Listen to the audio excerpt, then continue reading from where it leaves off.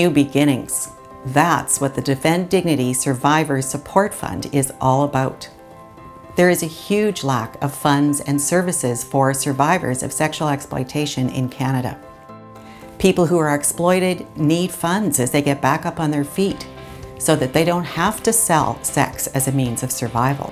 Funds are needed for everything from the basic necessities of food and shelter to education so that they can get good employment to trauma counseling. The Survivor Support Fund was created to meet these needs.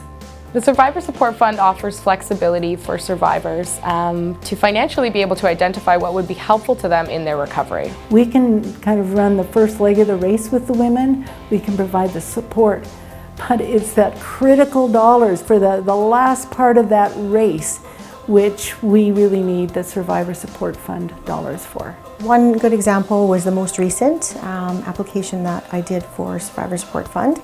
She was a young woman who was in the industry for 5 years. She had originally come to CEAS looking for support around food, clothing, and a bursary to go back to school and take a course in the beauty industry that she was interested in.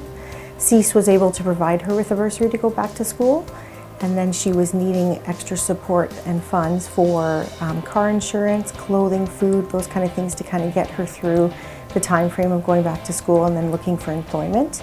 So the Survivor Support Fund was able to give her funding for her vehicle insurance for 3 months, which was able to get her through that difficult time. She ended up graduating the program and she has secured full-time employment and is no longer in the industry. So she's doing very well. She's a single mom of a young daughter, so that fund made a huge difference in her life. I'd like to share with you one of the stories of a young person who accessed the Survivor Support Fund. This was a young woman who came to our agency to access service about 2 years ago. And at this time, she was really struggling to manage some of her trauma symptoms and was struggling with substance use as well. She identifies as a survivor of domestic human trafficking. She applied for the Survivor Support Fund to replace a piece of her furniture. So this was to replace her bed, which acted as a trigger for her and a real reminder of some of the traumas that she had experienced. And so the support was access to replace this piece of furniture. I think the reality is for most women, without the support of organizations and the Survivor Support Fund, is that they would end up going back into the sex industry because there's no alternative ways or other ways for them to support their families or move forward. As we collaborate with service providers who work directly with survivors, our effectiveness multiplies.